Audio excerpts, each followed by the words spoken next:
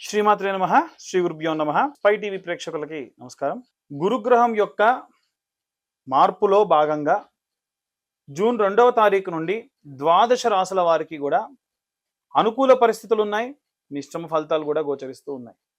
ముఖ్యంగా ఇందులో ఈ యొక్క గురు గమనంలో భాగంగా గోచార రీత్యా ఎటువంటి మార్పులు నెలకొంటాయి, ఎలాంటి సిచ్యువేషన్స్ మనం ఫేస్ చేస్తాము అనేటువంటి విషయాల్ని ఇప్పుడు మనం తెలుసుకుందాం.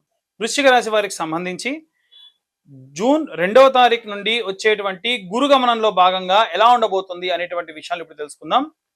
ఈ యొక్క గ్రహ సంచారాల్లో భాగంగా కేవలం ఆ ఒక్క గ్రహ సంచారమే కాకుండా మిగిలిన గ్రహాలు కూడా ఎవరెవరికి ఎలాంటి పరిస్థితుల్ని నెలకొనేటట్టు చేస్తున్నటువంటి విషయాల్ని ఇప్పుడు మనం తెలుసుకుందాం. అష్టమ స్థానంలో సంచారం చేస్తున్నటువంటి సూర్యుడు కానివ్వండి, అలాగే నవమ స్థానంలో సంచారం అంటే కర్కాటకంలో సంచారం చేస్తున్న గురువు కానివ్వండి, ద్వాదశ స్థానంలో సంచారం చేస్తున్నటువంటి కేతుగ్రహ సంచారాల వల్ల విద్యార్థి దశలో ఉన్నటువంటి వారికి సంబంధించి వీరు బుధుడిని మనం ఎందుకంటే విద్యార్థులకు సంబంధించి బుద్ధి పీడోపశాంతి అంటూ ఉంటారు కాబట్టి శని 7వ ఇంట సంచారం చేయడం, బుధుడు విద్యాకారకుడు కాబట్టి 9వ ఇంట సంచారం చేయడం, ఈ యొక్క గ్రహ సంచారాన్ని బట్టి వీరు చాలా అనుకూలమైనటువంటి వాతావరణంలో ఉన్నారని చెప్పొచ్చు. అలాగే ఈ గ్రహ సంచారాలన్నీ కూడా చదువు పట్ల కాస్త ఒత్తిడి ఆలస్యం అనేటువంటిది పెంచుతుంది, కానీ అన్ని కూడా చాలా అద్భుతంగా ముందుకెళ్తూ ఉంటాయి. శుభదృష్టి గ్రహ సంచారాల వలన పెద్దల యొక్క మద్దతు కూడా లభిస్తూ ఉంటుంది. పోటీ పరీక్షలకు సిద్ధమయ్యేటువంటి వారికి సంబంధించి ఉన్నత చదువు కూడా వీరు నెలకొనేటువంటి అవకాశం ఉంది. అలాగే గృహిణులకు సంబంధించినటువంటి విషయాలు కూడా చూసుకున్నట్టయితే 4వ ఇంట సంచారం చేస్తున్నటువంటి రాహుగ్రహ సంచారం వలన వీరికి సంతోషాన్ని ఇచ్చేటువంటి వాతావరణంలో ఎక్కువగా గృహిణులు ఉండే అవకాశం ఉంది. 7వ ఇంట వీరి యొక్క రాష్ట్రాధిపతి ఎవరైతే ఉన్నారో ఆ రాష్ట్రాధిపతికి సంబంధించినటువంటి గ్రహ సంచారం ఉండడము, అలాగే భర్తతో అనుబంధం చాలా అనుకూలంగా ఉండడం, ఇద్దరూ కలిసి ప్రయాణాలు లాంటివి చేసేటువంటి అవకాశం కూడా గోచరిస్తుంది. 4వ స్థానంలో సంచారం చేస్తున్నటువంటి వాతావరణం వల్ల ఏంటంటే అసంతృప్తితో కూడినటువంటి మనశ్శాంతి లోపించేటువంటి అవకాశం వీరికి ఎక్కువగా గోచరిస్తుంది. ఉద్యోగస్తులకు సంబంధించినటువంటి విషయానికి వస్తే కుజుడు స్వక్షేత్రంలో చాలా బలంగా ఉన్న కారణం చేత, గురువు 8వ ఇంట సంచారం చేస్తున్న కారణం చేత, అలాగే 8వ ఇంట సూర్యగ్రహ సంచారం వల్ల కారణం వల్ల కూడా ఏంటంటే వీరికి లాభసాటిగా వ్యాపారం అనేటువంటిది ఉంటుంది. అలాగే శత్రువులపైన విజయాన్ని కూడా సాధిస్తారు. వీరు పనితీరు పట్ల వీరికి మంచి తిరుగుండనటువంటి మంచి ప్రతిఫలం కూడా గోచరిస్తుంది. సూర్యగ్రహ సంచారం వల్ల ఏంటంటే మాటలతో అహంకారంతో మాట్లాడుతున్నట్టుగా అవతల వారు అనుకుంటూ ఉంటారు. భాగ్యస్థానం వల్ల నెమ్మదిగా వీరికి కొన్ని పనులు అయినప్పటికీ నెమ్మదిగా పనులు అవుతున్నప్పటికీ ఖచ్చితంగా పనులు అనేటువంటి పూర్తవుతాయి. వ్యాపారానికి సంబంధించినటువంటి విషయానికి వస్తే బుధ శుక్రుల యొక్క కలయిక అనేటువంటిది ఏదైతే ఉందో అది వ్యాపారస్తులకు సంబంధించి మొదటి 15 రోజుల్లో అద్భుతమైనటువంటి లాభాన్ని చేకూరుస్తూ ఉంటుంది. శుక్రుడితో కలిసి ఉండటం కారణం చేత ఏంటంటే కస్టమర్లలో మంచి కమ్యూనికేషన్ స్కిల్స్ పెరుగుతాయి, పార్ట్నర్షిప్ వ్యాపారాలు కూడా లాభిస్తాయి. అలాగే వీరు సయోధ్యతోని పార్ట్నర్షిప్ వ్యాపారాలను కూడా ముందుకు తీసుకెళ్తూ ఉంటారు. రాజకీయ నాయకులకు సంబంధించినటువంటి విషయానికి వస్తే 6వ ఇంట సంచారం చేస్తున్నటువంటి గ్రహ సంచారాలు పోరాట పటిమ, 8వ ఇంట సంచారం చేస్తున్న సూర్యుడు అధికార కారకుడు కాబట్టి ఏంటంటే కుజుడి వలన మీ యొక్క అనుచరులలో ఎవరైనా సరే ఒకరు అనుచరుల వల్ల బలం పెరుగుతుంది, మీ యొక్క అనుచరుల బలం పెరుగుతుంది, ఫాలోవర్స్ పెరుగుతారు, ప్రత్యర్థుల యొక్క వ్యూహాలను తిప్పికొడతారు. 8వ ఇంట సంచారం చేస్తున్నటువంటి గ్రహ సంచారం వల్ల ఏంటంటే పార్టీలో హైకమాండ్ నుంచి మీకు వచ్చేటువంటి ఇబ్బందులన్నింటినీ కూడా ముందుకు తీసుకెళ్లిపోయి అవన్నీ కూడా పోయేట్టుగా చేస్తారు. వివాదాలకు చాలా దూరంగా ఉండడం మంచిది. వీలైనంత వరకు ప్రత్యక్షంగా వివాదాలకు కారణం కాకుండా ఉంటే మంచిది. వివాహం కోసం ఎదురు చూసేటువంటి వాళ్ళకి సంబంధించిన విషయానికి వస్తే ఏవైనా సరే గురువు ఉండడం వల్ల మంచి విశేషమైనటువంటి గురువు యొక్క సంచారం అనేటువంటిది విశేషమైనటువంటి కారకత్వము. మొదటి 15 రోజులు, ద్వితీయ 15 రోజుల్లో చూసుకుంటే ప్రథమార్థం ద్వితీయార్థంలో ఎక్కువ లాభాలు చేకూరే అవకాశం ఉంది. అలాగే భాగ్యమైనటువంటి గురువు కారణం చేత ఏంటంటే పెళ్లి సంబంధాలు త్వరగా కుదిరే అవకాశం ఉంది, ఇష్టమైనటువంటి జీవిత భాగస్వామి పొందే అవకాశం ఉంది. ప్రేమించి వివాహం చేసుకునేటువంటి వాళ్ళకు కూడా ఈ సమయం చాలా అనుకూలమైనటువంటి కాలం. రైతులకు సంబంధించిన విషయానికి వస్తే భూకారకుడు స్వక్షేత్రంలో సంచారం చేస్తున్న కారణం చేత భూమి చాలా అనుకూలంగా వీరికి పొందే అవకాశం ఉంది. అదీ కాక వీరి రాష్ట్రాధిపతి కుజుడు మళ్ళీ 6వ స్థానంలో కూడా స్వక్షేత్రంలో ఉన్న కారణం చేత 3, 6, 11 ఎప్పుడు కుజుడికి మంచి చేస్తున్నాడు కాబట్టి ఈ రకమైన అనుకూల వాతావరణం ఎక్కువగా గోచరిస్తుంది. వృద్ధులకు సంబంధించినటువంటి విషయానికి వస్తే ఈ యొక్క గ్రహ సంచారాలు, శని గ్రహ సంచారం వల్ల కానివ్వండి, సూర్యగ్రహ సంచారం వల్ల కానివ్వండి, మానసికమైన ఒత్తిడి, ఆధ్యాత్మిక చింతన పెరగడం, మనస్సులో వీరు అనుకున్న పనులన్నీ కూడా పూర్తి చేయాలనేటువంటి ఒక ఒక శ్రద్ధతో ముందుకు వెళ్ళడం, దైవికమైనటువంటి చింతన పెరగడం, కంటి సమస్యలు పెరిగే అవకాశం రావడం, శారీరక ఇబ్బందులు రావడం, కొన్ని రకాలుగా ఏంటంటే వీళ్ళకు వీళ్ళే ఏదో కాస్త లోగా ఫీల్ అయ్యే అవకాశం ఉండడం కూడా ఉంది. వీలైనంత వరకు మానసికంగా మీరు ఆలోచించే విధానాన్ని మార్చుకుంటే చాలా అద్భుతంగా ఉంటారు. విడాకులు అలాగే కోర్టు కేసుల్లో ఉండేటువంటి వాళ్ళకి సంబంధించిన విషయానికి వస్తే సప్తమ స్థానంలో ఉన్నటువంటి గ్రహ సంచారాలు ప్రథమార్థమంతా కూడా వీరికి చాలా కీలకం అని చెప్పొచ్చు. ఎందుకంటే ఈ మొదటి 15 రోజుల్లో అంటే గురు అప్పుడే కర్కాటకంలో ఉచ్చ పొంది ఉన్న కారణం చేత వీరికి లీగల్‌గా బలం పెరుగుతుంది. 7వ ఇంటి సంచారం చేస్తున్నటువంటి గ్రహ సంచారాలు కూడా పట్టు విడుపులతో కూడి ఉంటాయి కాబట్టి సమస్యలన్నిటిని కూడా పరిష్కరించుకోవాలనేటువంటి విషయాల్ని మీరు తెలవకుండానే అవతల వాళ్ళకి చెబుతారు. మంచి సెటిల్‌మెంట్ అవుతుంది. సానుకూలమైనటువంటి పరిస్థితులన్నీ కూడా ఉన్నాయి. వీరు ఏర్పరచుకున్నటువంటి లాయర్‌లు వాళ్ళందరికీ సంబంధించి కూడా చాలా అనుకూలమైనటువంటి కాలంగా ఉంటుంది. వీలైనంత వరకు కూడా ఎవరితో కూడా దూషణ విధంగా మాట్లాడకుండా ఉంటే మంచిది. ఇప్పటి వరకు కూడా ఉన్నటువంటి ఈ ప్రతికూల పరిస్థితులన్నీ కూడా పోవాలి అనంటే మనం ఎలాంటి ఈ యొక్క రెమెడీస్ చదవాలి, ఎలాంటి మంత్రం చదవాలి అనేటువంటి విషయాల్ని ఇప్పుడు మనం తెలుసుకుందాం. ఇక వీరు ఏ మంత్రం చదవాలి అనేటువంటి విషయానికి వస్తే గనక ఓం శ్రీమాత్రే నమః ఈ మంత్రాన్ని గృహిణులందరూ కూడా నిత్యము కనీసం 40 సార్లు చదవాలి ప్రతిరోజు. ఏ పరిస్థితులలో ఉన్నా మీరు ఇన్ కేస్ మీరు మెన్సెస్ ప్రాబ్లం ఉండి డేట్లో ఉన్నా సరే మనసు లోపల ఈ యొక్క మంత్రాన్ని చదువుకోవచ్చు. చాలా మందికి ప్రసాదం తినాలి అనేటువంటి అనుమానం కూడా ఉంటుంది.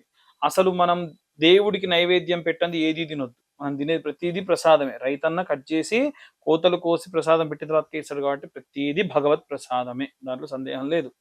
అయితే ఎవరైతే విద్యార్థులు ఉంటారో వాళ్ళు నిత్యము కూడా ఓం గం గణపతయే నమః అన్నటువంటి మంత్రాన్ని చదువుతూ ధ్యానం చేసుకోవడం మంచిది. ఒక చీకటి రూమ్లో ఆవు నెయ్యితోని దీపం వెలిగించి ఆ దీపాన్ని అలాగే కనురెప్ప ఆర్పకుండా ఒక పావు గంట సేపు చూడడం వల్ల కంటికి ఉన్నటువంటి దృష్టి దోషం పోతుంది, దృష్టి పెరుగుతుంది, చదివింది బాగా గుర్తుంటుంది. విద్యార్థులందరూ కూడా చేయాలి.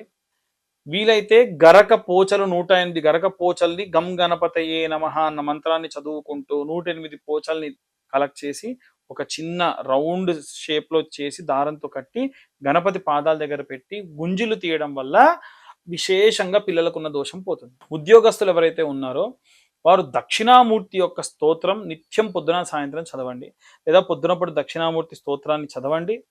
తర్వాతకి సాయంత్ర సమయంలో ఓం నమ శివాయ అన్నటువంటి మంత్రాన్ని నిత్యం 108 సార్లు చదవండి. మీ ఆఫీస్లో మీరు కాళ్ళు చేతులు కడుక్కొని కింద కూర్చొనైనా సరే చదవండి. ఎందుకంటే ఎంత స్ట్రెస్ ఉన్నా ఆ స్ట్రెస్ని తీసేసేటువంటి ఒకే ఒక్క మంత్రం పంచాక్షరి మంత్రం ఓం నమ శివాయ. ఆ మంత్రాల్లో మనము నోటి నుంచి ఉచ్చరించేది లోపల ఉదరం నుంచి వచ్చేటువంటి శబ్దాల యొక్క కలయిక అనేటువంటిది ఉంటుంది కాబట్టి మనస్సుకు ప్రశాంతతనిస్తుంది. అలాగే రాజకీయ నాయకులు ఎవరైతే ఉంటారో వాళ్ళు శ్యామలాదేవి యొక్క దండకం ఉంటుంది.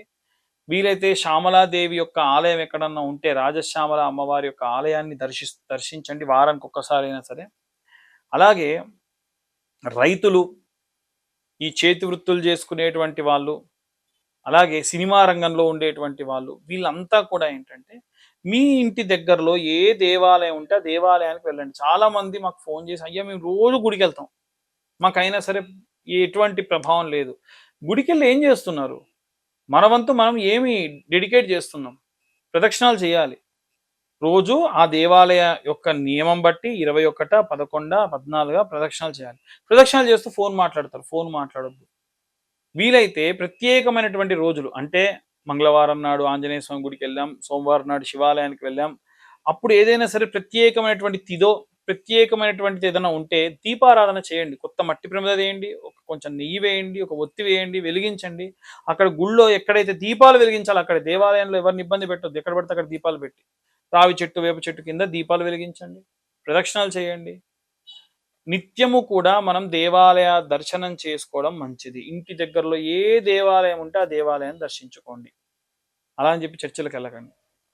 దగ్గరలో ఉన్న దేవాలయం అంటే హైందవ ధర్మంలో ఉన్న దేవాలయాలు మాత్రమే పరిగణలోకి తీసుకోండి. అలాగే వీలైతే ఇంకా మనం ఏదైనా చేయాలి అని అంటే నిత్యము కూడా 21 ప్రదక్షిణాలు నవగ్రహాలకి సవ్య దిశలో, 6 ప్రదక్షిణాలు అపసవ్య దిశలో చేయండి.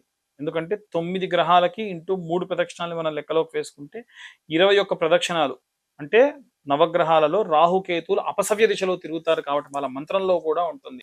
ధూమ్రవర్ణం ధూమ్రగంధం ధూమ్రపుష్పం ధూమ్రమాల్యాంబరధరం ఛత్ర సమారూఢం మేరు అప్రదక్షిణీ కుర్వాణం అని అంటారు. కాబట్టి అప్రదక్షిణంగా రాహుకేతువులకు ప్రదక్షిణ చేయాలి. అలాగే వీలైనంత వరకు కూడా ఆంజనేయ స్వామి యొక్క సింధూరం అనేటువంటిది, అంటే మంగళవారం నాడు ఉన్న 4 మంగళవారాలు ఏదో ఒక మంగళవారం ఆంజనేయ స్వామికి అభిషేకం, ఆకుపూజ, సింధూర ధారణ చేయించి, ఇవాళ రేపు మార్కెట్లో మనకి పునుగు పిల్లి తైలం అని దొరుకుతుంది. ఈ సింధూరం పొడిగా లేదా ముద్దగా ఉన్నటువంటి దాన్ని పునుగు పిల్లి తైలంలో కలిపి గనక మనం ధారణ చేసి దానిపైన కుంకుమ పెట్టుకోవడం వల్ల విశేషమైనటువంటి ప్రశాంతత, ఆకర్షణ, శక్తి పెరుగుతుంది. వశులైపోతారు జనులు. ఎవరైనా సరే మనం మాట్లాడుతున్నటువంటి వారికి కూడా వశులైపోతారు. ఆ యొక్క వాక్కుని, ఆ యొక్క శక్తిని భగవంతుడు మనకిస్తాడు. కాబట్టి ఇవన్నీ కూడా పాటించడం అనేటువంటిది విశేషమైనటువంటి మంచి లక్షణాలు ఇస్తుంది. విష్ణు సహస్రనామ పారాయణం కానీ, లలితా సహస్రనామ పారాయణం కూడా ఏంటంటే విశేషమైనటువంటి శక్తిని ఇస్తుంది. వివాహం కానటువంటి అమ్మాయిలు, అబ్బాయిలు ఎవరన్నా ఉంటే గనక వారికి కన్యా వర పాశుపత హోమాలు ప్రతి నెల కూడా నిర్వహించడం జరుగుతుంది. ఆసక్తి కల వారి కింద ఉన్న నెంబర్కి కూడా కాల్ చేయొచ్చు. ఇక వివాహం అవ్వట్లేదు అనుకునేటువంటి వాళ్ళు ఎవరైనా ఉంటే వారు కింద ఉన్న నెంబర్కి కాంటాక్ట్ చేయొచ్చు, నాతో మాట్లాడవచ్చు. డైరెక్ట్గా నేనే కాల్స్ మీతో మాట్లాడడం కూడా జరుగుతుంది. అలాగే ఎవరైనా సరే సంతానం లేనటువంటి వాళ్ళు ఎవరైతే ఉంటారో సంతాన పాశుపతం అనేటువంటిది కూడా ఉంటుంది. ఎక్కువ సంవత్సరాలు అయిందనేటువంటి వాళ్ళు వారికి సంతాన పాశుపతం అనేటువంటిది కూడా చేయడం జరుగుతుంది. ఆరోగ్యం బాగాలేనటువంటి వారి కోసం మృత్యుంజయ పాశుపతం లేదా సర్వాంగ పాశుపతం అని ఉంటుంది. ఈ పాశుపత హోమాలు విశేషంగా చేయడం జరుగుతుంది. ఇందులో పాల్గొనాలనుకుంటే కింద ఉన్న నెంబర్కు కాల్ చేయొచ్చు. ఈ నెల మనకు శని త్రయోదశి కూడా ఉంది. శని దోషం ఉన్నటువంటి వాళ్ళు, ఉదాహరణకు సింహరాశి వాళ్ళు కానివ్వండి, ధనుసు రాశి వాళ్ళు కానివ్వండి, మకర కుంభ రాశి వాళ్ళు కానివ్వండి, అలాగే మేషరాశి వాళ్ళు కానివ్వండి, మీనరాశి వాళ్ళు కానివ్వండి, శని ప్రభావం వాళ్ళు ఇబ్బంది పడుతున్నారు. కాబట్టి 13వ తారీఖు వచ్చేటువంటి శని త్రయోదశి రోజున విశేషంగా తిలాహోమం, తైలాభిషేకం మీరు వచ్చి ఆ హోమంలో అలా మీ దర్శించవచ్చు. నువ్వుల నూనె మీ చేతితోనే పోయించడం జరుగుతుంది. హోమంలో మాత్రం మీరు అలా కూర్చుంటే మేమే హోమం చేయడం జరుగుతుంది. తర్వాతకి కృష్ణ తిలకం అనేటువంటిది ఉంటుంది, అది మీకు ధారణ చేయడం కూడా జరుగుతుంది.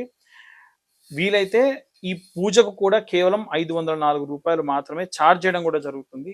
ఆసక్తి కలవారు కింద ఉన్న నెంబర్కు కాంటాక్ట్ చేసి మీరు ఈ పూజలో కూడా పాల్గొనవచ్చు.